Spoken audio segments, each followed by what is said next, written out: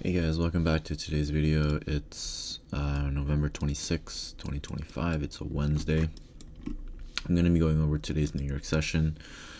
Overall, I did not trade, but I could have, but at the same time, I shouldn't have. Fairly interesting day. To start us off, we are looking to long the market. We are in a bullish trend. Here's break 1,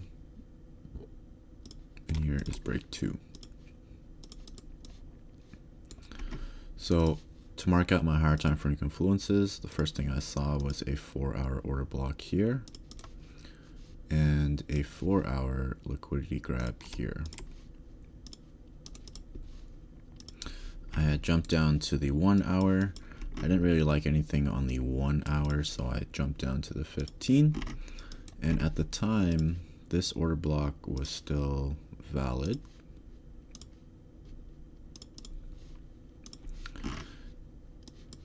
So really the first setup I saw was sitting right here. We have a break in our favor here.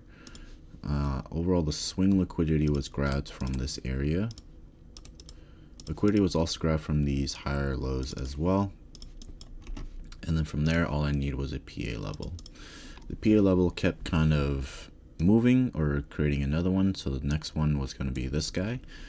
But the issue with this entry right here is that there is no 1 minute EMA entry around here, and it closed way too high. And eventually it pretty much reached a 1-to-1, so I wanted to just kind of focus on a new setup, which I already saw forming, and so I believe this one would be a lot cleaner, and it was. We have our break in favor here, and at this point we've swept 4-hour liquidity. We've tapped into the 4-hour order block once more. Higher low liquidity grabbed, as well as the swing liquidity grabbed as well.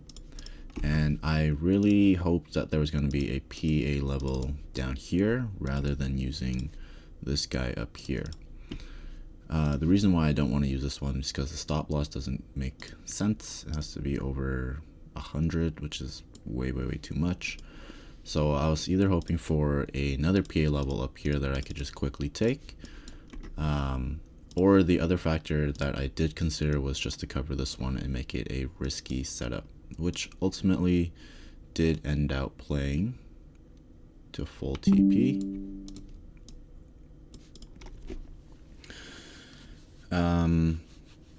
Now, right around this time, Topstep had crashed, and so and the crazy part is I refreshed my page and then it stopped working. I think because I was already in it, I could have taken the trade. And we did get news that they will be keeping the profits if you were in a trade. I'm not sure about the losses for people who took losses today. I'm not sure about that.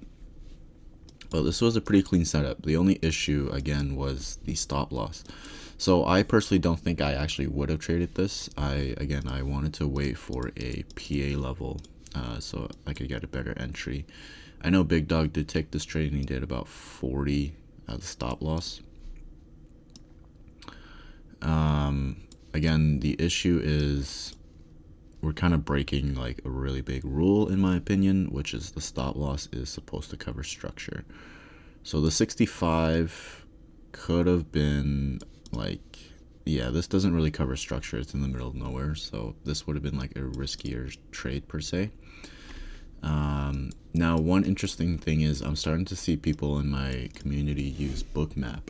So I think I actually might look into Bookmap as well. I did look before because I figured it could give me a better entry and exit.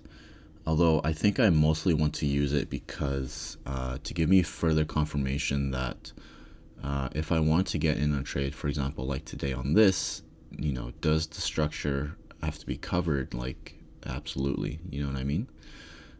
So I think I will look into that. And that's pretty much it. So we will see you guys tomorrow, Thursday.